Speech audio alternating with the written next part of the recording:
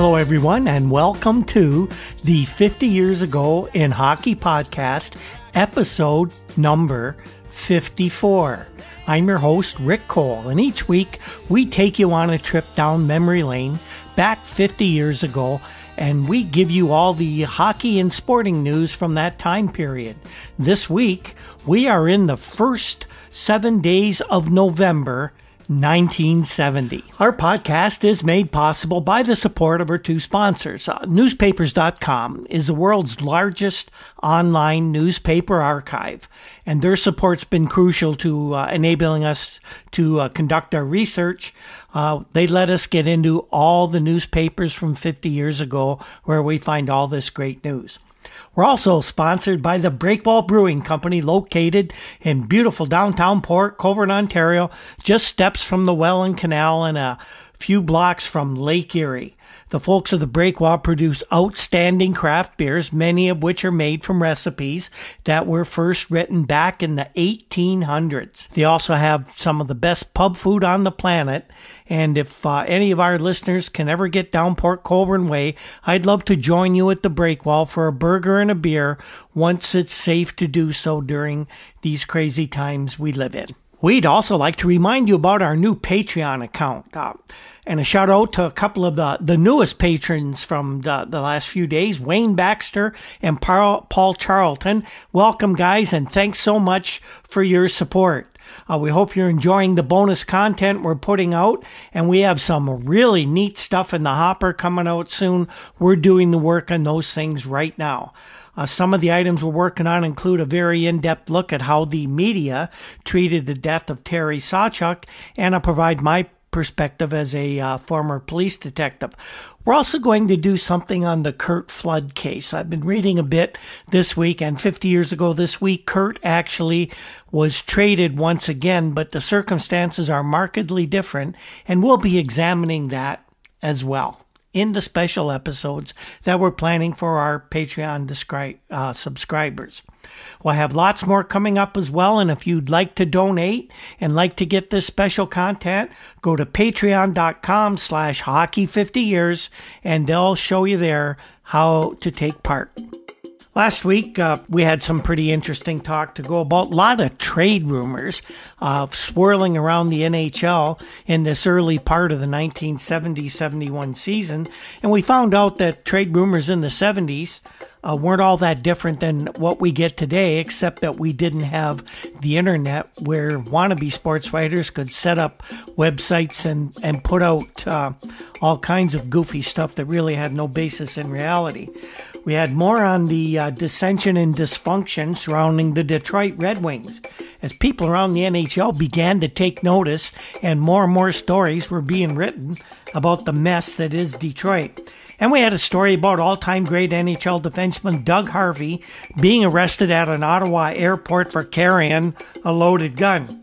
The situation, though, wasn't quite as serious as one might imagine, and things were taken care of rather expeditiously, and Doug suffered no lasting impact from the arrest. This week, as we move into the month of November, we have lots of stuff going on and off the ice in the National Hockey League. We'll talk about some of the key games that took place, maybe have a little bit of audio this time.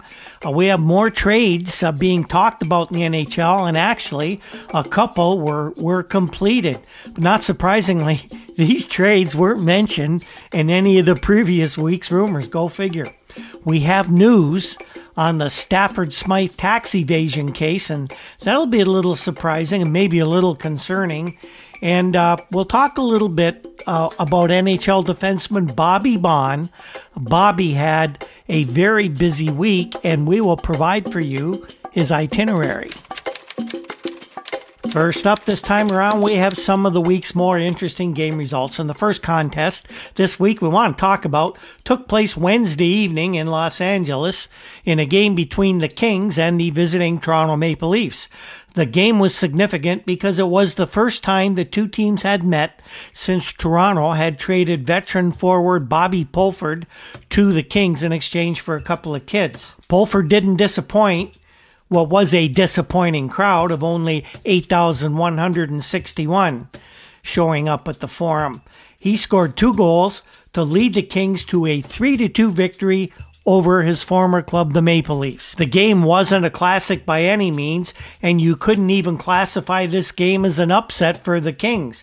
Normally, even though the Kings were the worst team in the NHL last year, an expansion team is normally considered to be a huge underdog against any club from the Eastern Division.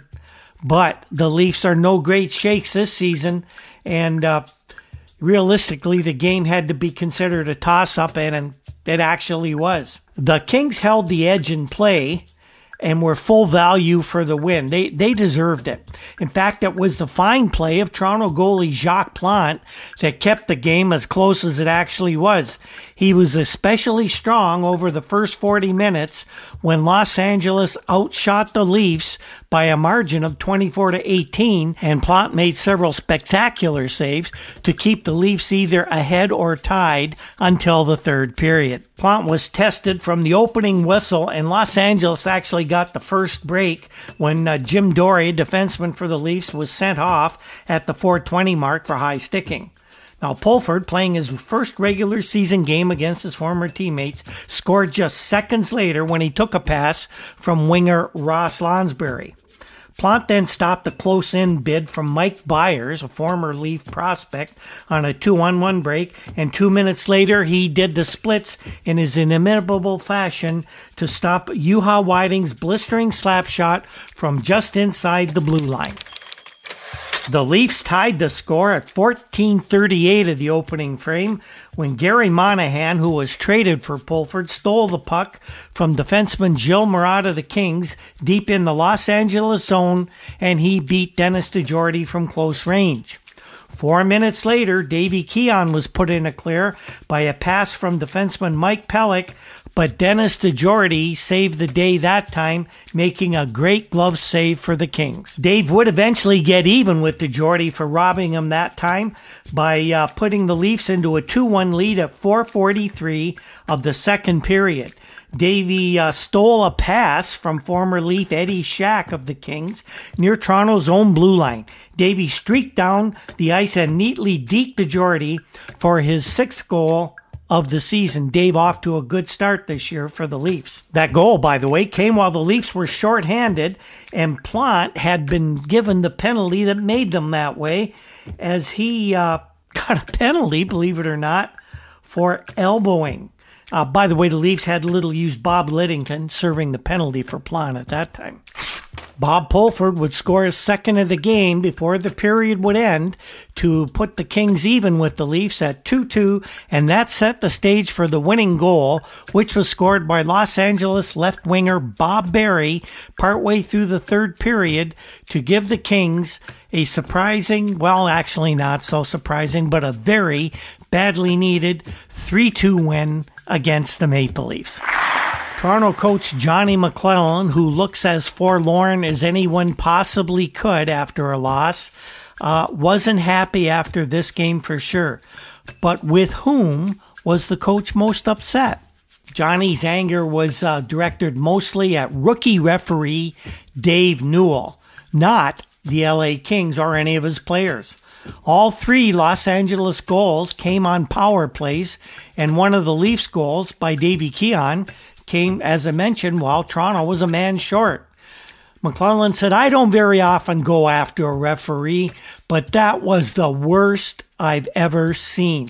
McClellan went on to call Newell a homer, saying he could only see 2 colors out there, and they were blue and white. Johnny said, "The 2 third-period penalties were murder. When the Kings did it, it was a legal check. When the Leafs pulled the same stunt, it was off to the penalty box." Johnny made one more comment to the assembled reporters. He said, "They stole it off us. That's a hell of a way to lose a hockey game on bad calls by a referee." Now, interestingly enough, the Western director of officials, a fellow by the name of Dutch Van Deelen, was at the game watching Newell's work, and he said that the young referee was inconsistent, and that's about as forceful an admonishment against a referee that guy would ever give. If you wonder how Bobby Pulford felt about the game, well, he didn't gloat, but he did express some satisfaction of beating his old team. Pulley said that sure felt good. You play 14 years in Toronto, you get traded west, and it has to give you a large lift to help beat them in your first league meeting.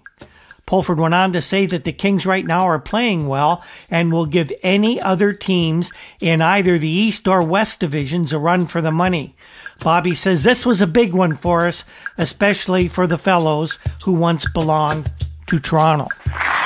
Next, let's look at a Thursday evening matchup in Buffalo between the two new National Hockey League expansion teams, the Sabres and the Vancouver Canucks.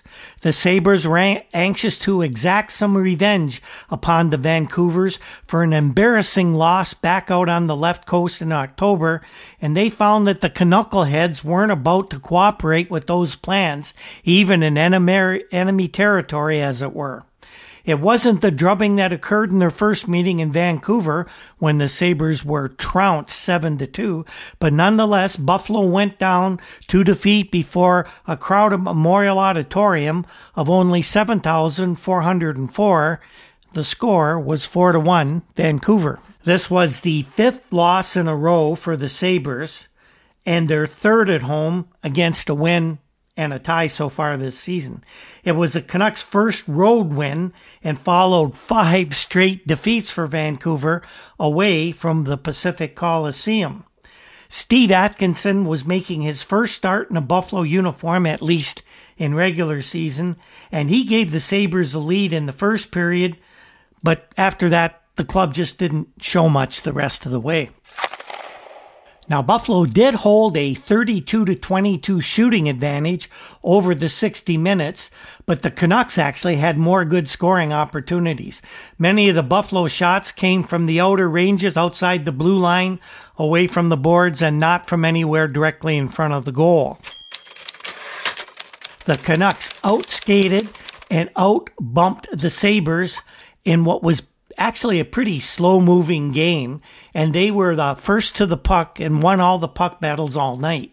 Roger Crozier gave the Sabres some first-line goaltending, as he usually does, and Dunk Wilson, with only a half-dozen dangerous drives to handle, was very good between the pipes for Vancouver.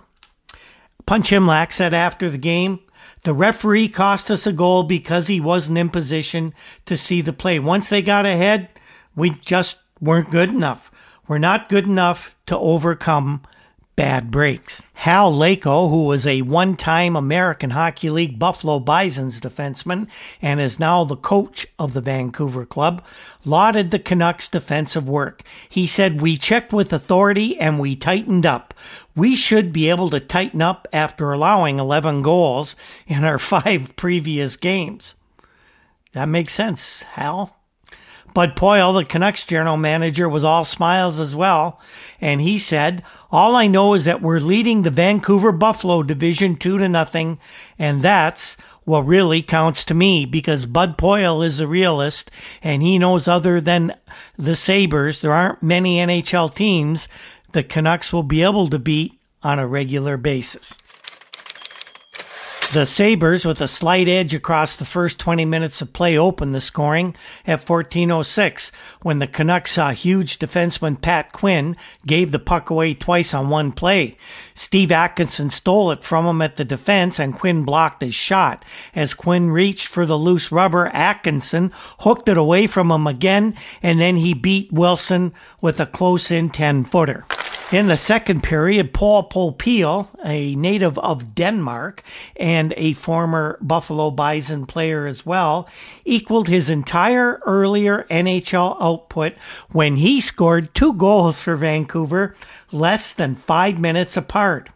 Alone in front, he banged in Rosaire Paymont's rebound at 2:03 of that middle frame, and then unchecked again at 6:34, he put a 5-footer into the Buffalo goal off of Roger Crozier's skate as he stretched to make the save. The Canucks' Barry Wilkins pulled down newly acquired Paul Andrea from behind to set up a penalty shot during that middle frame as well. Andrea skated in but failed to get off a backhand shot when Dunk Wilson slid out to smother the puck. The rare penalty shot called and no goal for the Sabres on this night.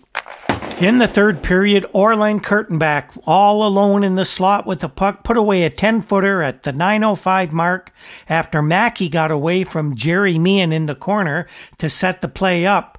Roger Crozier was partially screened when Mackey closed out the scoring from only 10 feet away just 29 seconds later to make the final score 4-1. And by the way, we talked about Paul Andrea. He was one of the many acquisitions and moves that Punch Imlach was making this week, and we'll talk about that a little bit later in the show. Our final highlighted game of this week was a late Saturday afternoon contest. That's Saturday afternoon Pacific time in Vancouver between the Leafs and the Canucks. Again, it was a 5 p.m. Vancouver start, and that was done, of course, to accommodate the Hockey Night in Canada viewers back east who every Saturday night are accustomed to seeing their beloved Maple Leafs. While there was some grousing, as there usually is, from people on the West Coast about the people back east and how they seem to get their way all the time, in reality, nobody really minded the 5 o'clock start, and reports indicate to us that there was some rather lively nightlife around downtown Vancouver after that 5 o'clock show. Now, of course, the final score of the game may have had something to do with the general good mood, that is, of the Vancouver fans. The Canucks won over the Leafs for the second straight time on home ice, although this time it was closer than the last time. The Canucks nipped the buds by a 3-2 score. Jacques Plante once again started in goal for the Maple Leafs, and he was spectacular early in the game, but he seemed to injure a knee in the second period. There was a scramble in front of the net. Plante went down to smother the puck, and he got up very slowly, left to the ice, and went to the Toronto bench. Jock skated right by the referee, skated right by Coach John McClellan, and then just sat down on the bench, took off his mask, and seemed to be just sort of taking a breather while referee Gilmore skated to the door of the bench where Plante was sitting and surveyed and sort of supervised the treatment Jake was being given by the Toronto trainer. An animated conversation took place between the referee and the goalkeeper, and finally, Plante seemed to wave Gilmore off, grabbed his mask, put it back on, and walked out back onto the ice, although he could be seen flexing an injured knee. Jock found in a few minutes, though, that he wasn't able to complete the game, and he was replaced by backup Bruce Gamble. Now, Gamble did not play poorly the rest of the way, although some feel he could have been faulted for a bad angle play on a goal by Dale Talon, which tied the game late in the second period. In the first period, the teams exchanged goals, but the Leafs grabbed the lead late in the final minute of that opening frame when Gary Monahan scored for the Maple Leafs. Selwood got to it. In the last minute of the first period, it's 1-all. 20, Monahan to McMillan. Going in with Keon, a backhander, hard stopping that one. McMillan gets it again, he shoots. Hard stopped it again, they score on the rebound. Number 20, Monahan, put it in the net. The Leafs continued to hold the lead until late in the second period when a brilliant end-to-end rush by the heralded rookie for the Canucks, Dale Talon, beat Gamble from a bad angle with only 46 seconds left in the second period. We're in the last minute of the second period. It's 2-1 Toronto. Jim McKinney putting it in the Vancouver zone, and Talon brings it out. Dale Talon rushing at center, trying to go over that line. Slowed by McKinney, still has the puck.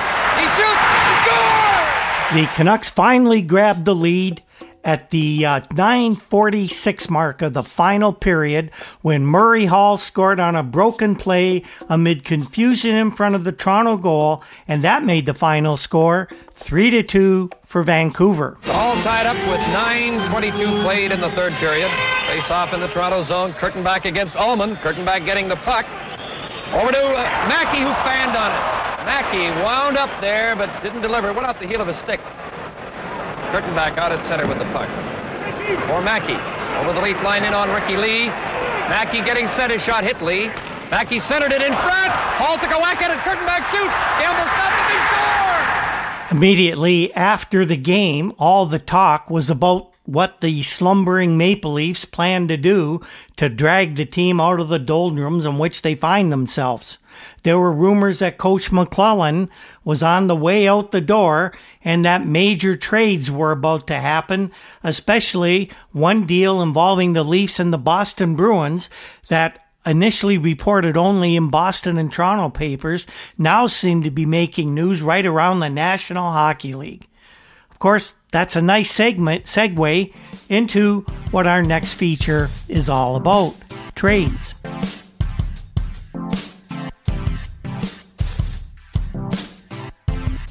The week began with Buffalo Sabres general manager Punch Imlach vowing to add some scoring punch to his expansion Sabres, who were charitably described as offensively challenged, I guess.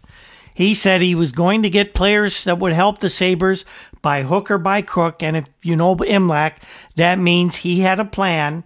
It might not be orthodox, but it would certainly be something that would accomplish his goal. Other than spectacular rookie Gilbert Perreault, the Sabres have virtually no one upon whom they can lean to provide some offensive spark. So Punch has got to look for goals from somewhere, and you know that there are players he has his eye on. And the ever-dependable Imlach, you can always depend on him to make news somehow, did pull off something of a coup later in the week, but he had to use all of his managerial wiles in order to arrange it. And his former club, the Maple Leafs, we're not happy with all of Punch's machinations. How did this take place? Well, here's basically what we put together from a very confusing time this week around the Sabres and the NHL in general. Last Sunday, as the week began, it became known that the Detroit Red Wings were putting veteran defenseman Bobby Baun on waivers.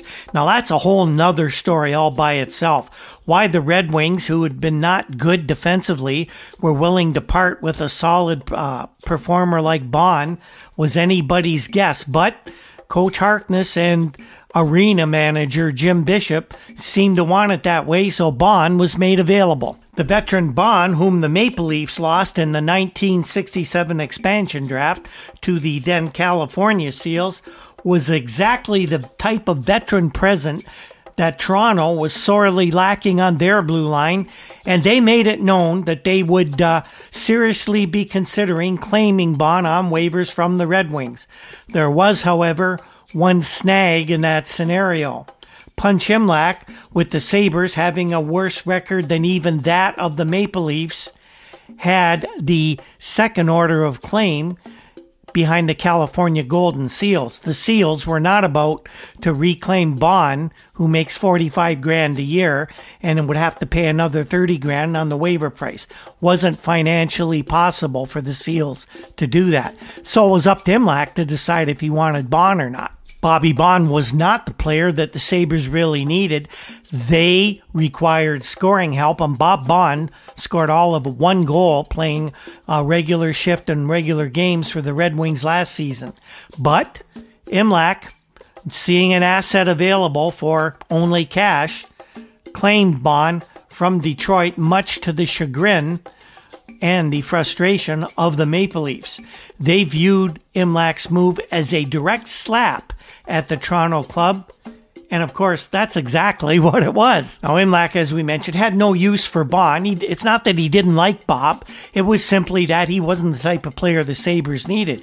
But before he had claimed Baun, Imlach had actually made a few phone calls, and one of those was to Scotty Bowman, the general manager of the St. Louis Blues. Bowman owned the Sabres some future considerations for the deal that had sent veteran winger Bill Sutherland to St. Louis a week or so previously.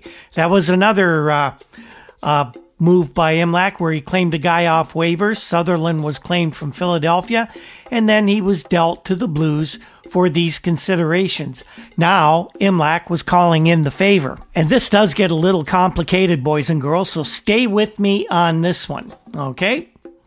Imlach talked to Bowman, and he offered to send Bond to the Blues in exchange for an injury-prone but offensively gifted left winger by the name of Larry Keenan, whom Imlach had as a very highly thought-of prospect in Toronto back in the early 60s. Also going to Buffalo with Keenan was a veteran defenseman by the name of Jean-Guy Talbot, who won a number of Stanley Cups with the Montreal Canadiens. And by the way, Talbot was probably at least equal to what Bond could give the Sabres on defense. So Keenan was a bonus in this particular transaction. But that wasn't all that was actually included in this deal, although the official records will not show it.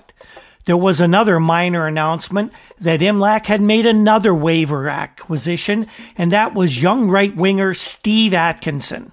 Now, Atkinson was a very interesting case. You may remember during the exhibition season, we told you that Atkinson played two friendly games, two exhibition games, preseason games for the Sabres, while they took a look at him with the permission of the St. Louis Hockey Club. Well, in those two games, Atkinson scored 4 goals, 2 in each contest.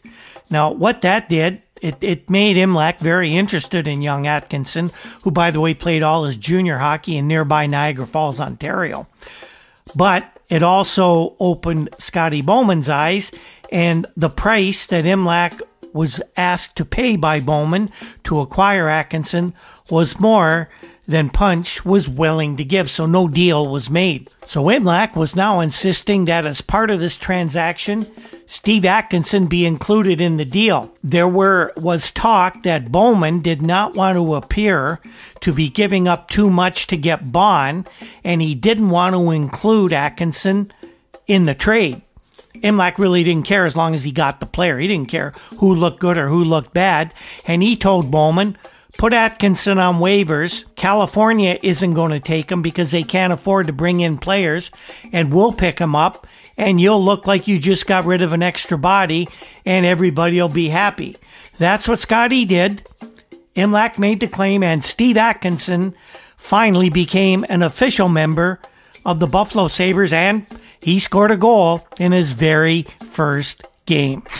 So again, while the official record does not show this, Bobby Bond picked up on waivers from the Red Wings, then sent to the Sabres, and then to the St. Louis Blues.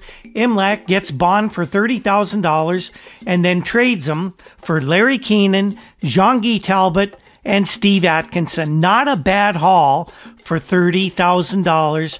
You get 3 NHL players. Good move by Punch Imlach. Of course, as a side note, seeing Imlach not only steal Bond from under their noses and then turn what appears to be a tidy profit by dealing him to St. Louis, the Leafs were pretty infuriated, and more specifically, General Manager Stafford Smythe. Although people said it was Jim Gregory, we know it was Smythe who was pushing Gregory to lodge a protest on all these moves with National Hockey League President Clarence Campbell. Nobody seemed to know really what the gripe was, other than Imlach was doing something despite the Maple Leafs, and that more than anything would upset Smythe.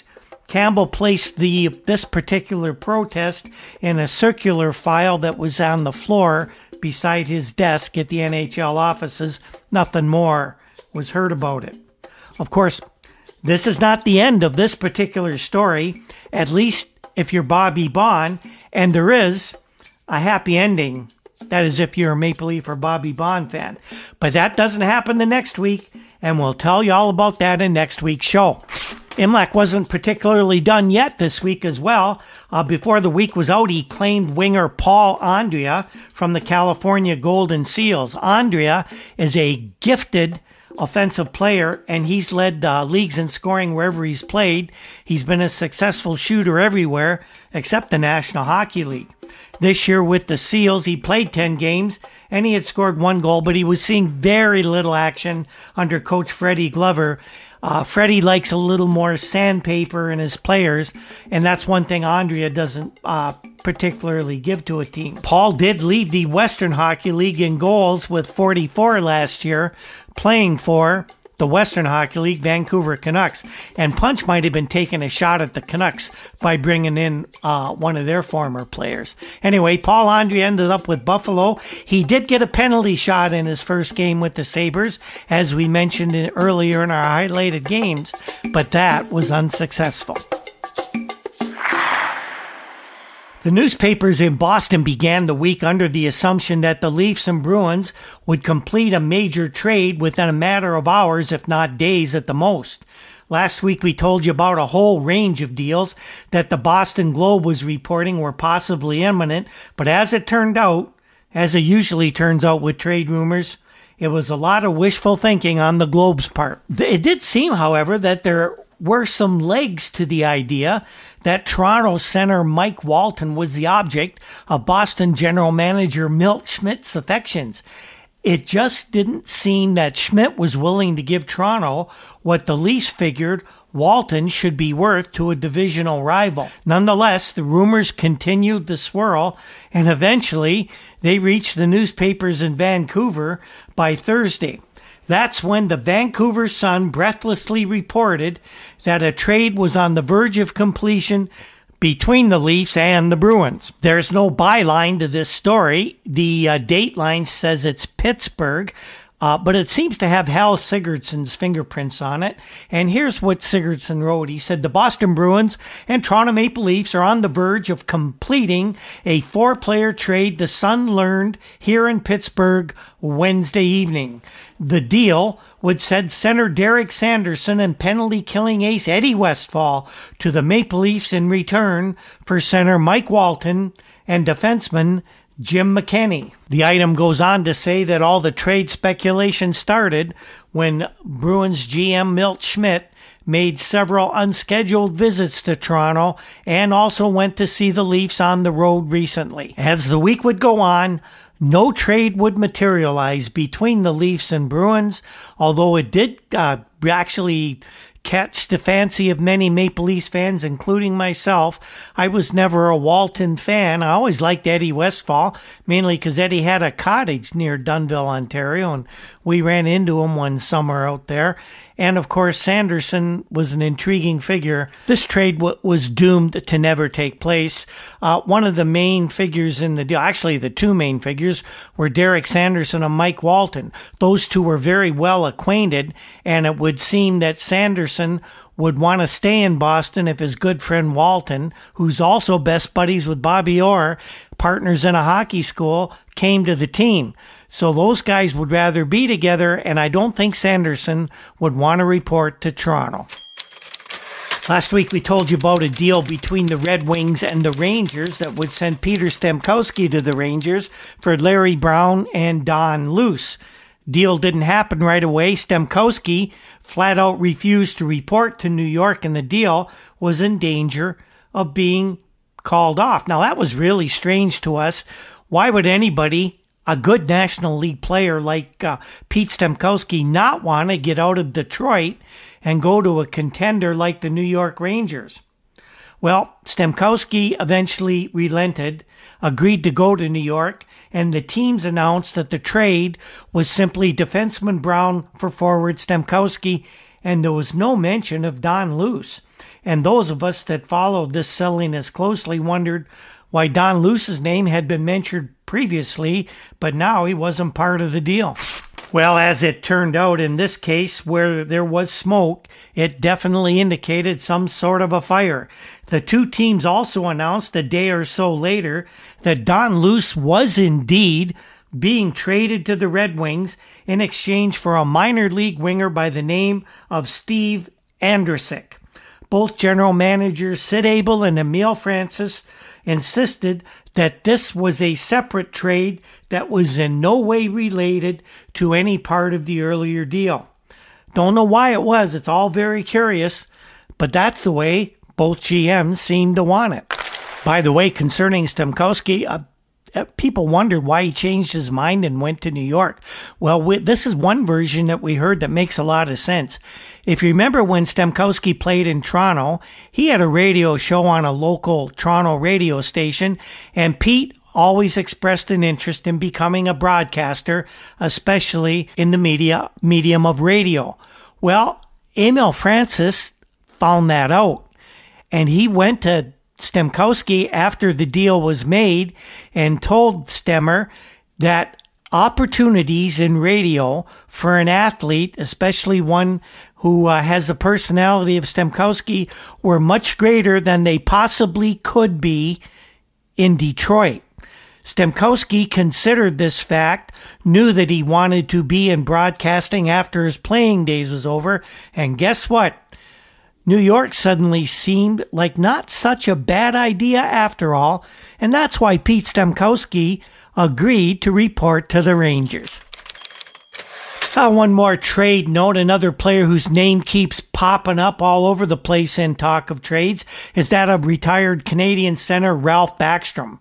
Ralph had hinted that he might return to the NHL, and most observers had him going to Vancouver in some sort of draft pick deal.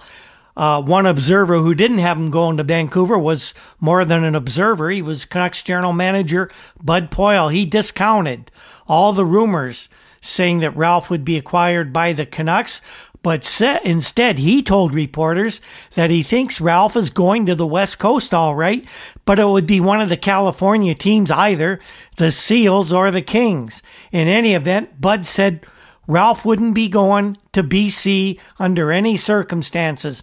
Now, Vancouver writer Hal Sigurdsson, who is all over trade rumors, as you've probably gathered from these shows, says that insiders in hockey tell him that Backstrom will end up with the St. Louis Blues.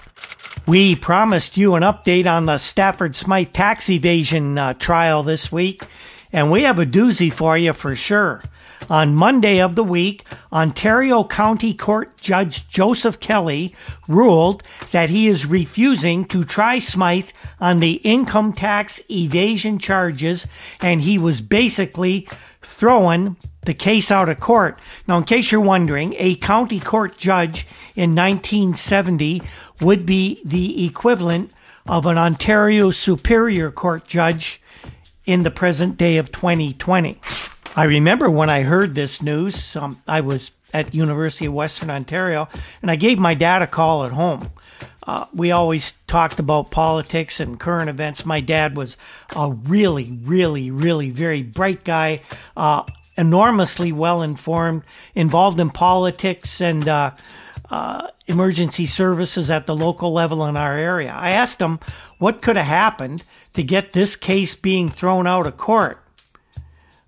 And he, knowing I was a journalism student, very interested in these current events, told me that if some enterprising journalist was to do some investigative work, that investigative work might reveal that Mr. Smythe, Mr. Ballard, and Judge Kelly were not completely unknown to each other.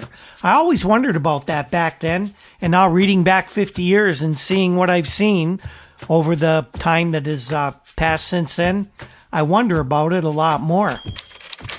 Canadian Justice Minister John Turner, basically he heads the courts in our country, said later in the week that the decision by Judge Kelly would definitely be appealed, and while he didn't come right out and say it, of course he couldn't come out and say it, it certainly sounded like the fix was in regarding the outcome of this case. On Thursday, the Toronto Globe and Mail published a huge, long 6-column story, basically an explanation of how Judge Kelly came to his decision. Now, I'm not going to bore you with all the legalese of this case. And by the way, this is stuff I taught years later at the Ontario Police College, so I understood it. And I'll try and simplify it here as best I can. Try to give you the basics of it. The offenses under which Smythe were charged are classed as dual procedure offenses, meaning that the Crown prosecutors have the right to elect whether to proceed with the trial by way of summary conviction, which is, of course, a less serious level, or to go into trial by way of indictment. Now, proceeding by way of summary conviction would result in something like a fine of around $25 or up to 1 year in jail. That's the worst that could happen.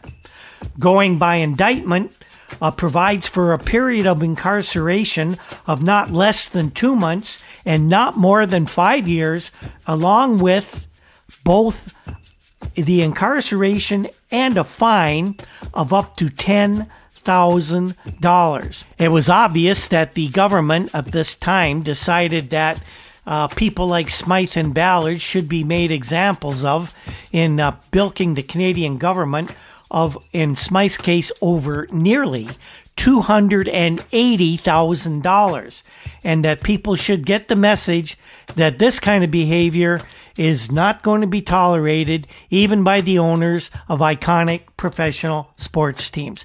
There'll be a lot more on this story in the coming weeks, and we'll have it for you as it develops. We have a few news and notes from the previous week as well, some things we wanted to bring to you. North Stars defenseman Tom Reed collapsed after the team's 3-1 win over Toronto last weekend. He was immediately examined by Toronto doctor Hugh Smythe, who said that Reed was suffering from, quote, nervous exhaustion and possibly had an ulcer. More tests were scheduled once Reed was well enough to fly back to Minnesota. Ed Conrad of the Philadelphia Daily News was one of several reporters who wrote that Red Wings coach Ned Harkness would soon be dismissed from his position with the Red Wings. Harkness spoke to Conrad and said he wasn't worried about job security. He's apparently got lots of money. But Harkness said that losing is what really bothers him. Well, he might not have to be bothered much longer if he's not coaching the Red Wings. It's very unlikely that they're going to turn things around with the cast of characters they have there. Still with the Red Wings, Jack Barry of the Detroit Free Press says that getting a haircut wasn't enough to get Gary Unger out of Harkness's doghouse and into his good books. Unger is in the doghouse for what Harkness is calling indifferent play. Now, Coach Ned is starting to sound a lot like Claude Ruel of the Canadiens. Once you land in his bad side, you're stuck there for a good long time. The National Hockey League this week decided to keep the NHL club rosters increase it had been experimenting with. Teams are now allowed to dress 18 skaters and 2 goalkeepers instead of the previous 16 and 2. This is a blow to the weaker teams in the league, simply because if teams could not dress 2 extra skaters, those players would be sent to the minors to earn their money rather than sit around the NHL and be paid for not playing. Many of those players would have to go through waivers and then would be available to the weak sisters of the NHL. Of course, the established teams don't want to give up assets, so they get to keep 2 extra bodies who end up riding the bench and playing less than 5 minutes in a game, but at least they don't go to rivals to make the weak clubs any stronger. The rich get richer and the poor remain on the bottom. Veteran National Hockey League defenseman Leo Boivin has decided to retire from the game and become a full-time scout with the Minnesota North Stars. It is known that if Leo wanted to continue his playing career, the North Stars had a deal in place whereby they would send Leo to the Sabres. They actually gave Buffalo General Manager Punch Imlach permission to negotiate a new deal with Boivin, but Leo wouldn't take the bait, decided he'd had enough after coming to the NHL in 1951, the year I was born. And he's becoming a full-time scout. And who knows, maybe Leo would get into coaching at some point. And I have another Hal Sigurdsson report for you. This time, the Vancouver Sun reporter says that former Canucks of the WHL general manager Joe Crozier can have the dual role of GM coach of the California Golden Seals anytime he wants it. Sigurdsson writes that friends of Crozier told him that they know Joe has been offered the job in California. He only has to say yes, and he'll be taking over immediately. Crozier, by the way, said later in the week that he didn't know anything about it. He did not deny talking to the Seals, but he said that he had not been told that General Manager Frank Selke nor Coach Fred Glover were going to be dismissed. And here's a new one I hadn't heard before. Blues defenseman Noel Picard, very intense guy, was in a game against the Boston Bruins this week. He was on for a particularly long shift and exhausted. He headed for the bench, got through the door and sat down, put his head down to relax and catch his breath. Only problem was Noel, the Blues' truculent defenseman, was on the bench of the Boston Bruins. Everybody was laughing except Noel, whose head down. Everybody in the rink seemed to see that Noel had gone to the wrong bench, but he didn't realize it for quite a bit until the next whistle, when he sheepishly left the Bruins group and headed back to his St. Louis teammates.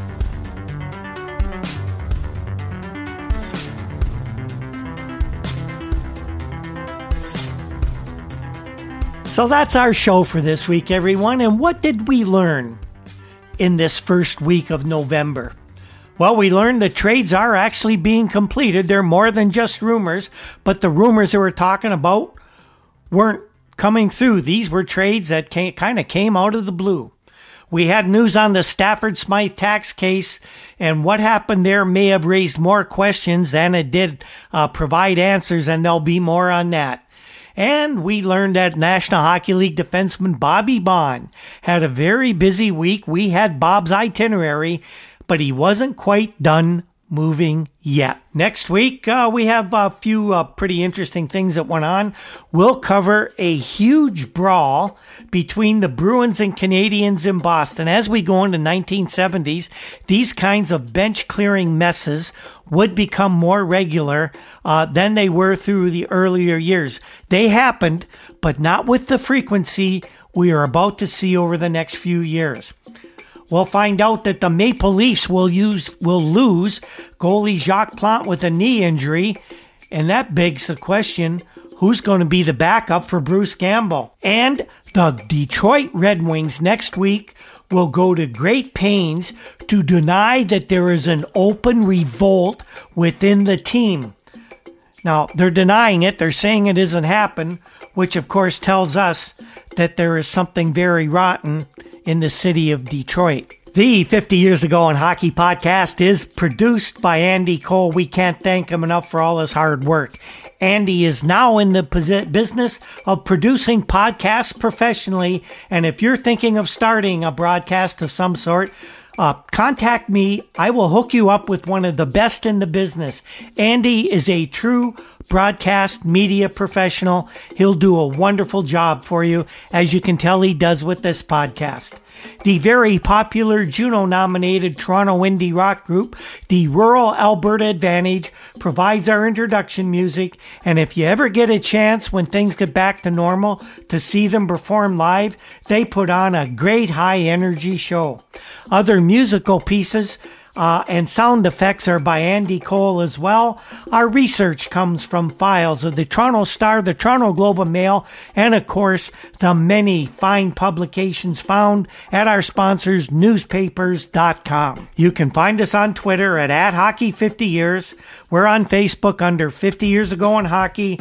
We have a WordPress site, hockey50yearsago.com. We're on YouTube with the podcast now, and you can get us wherever podcasts can be downloaded. Thanks again for everyone for tuning into this week's show, and on that note, we'll see you next time. When the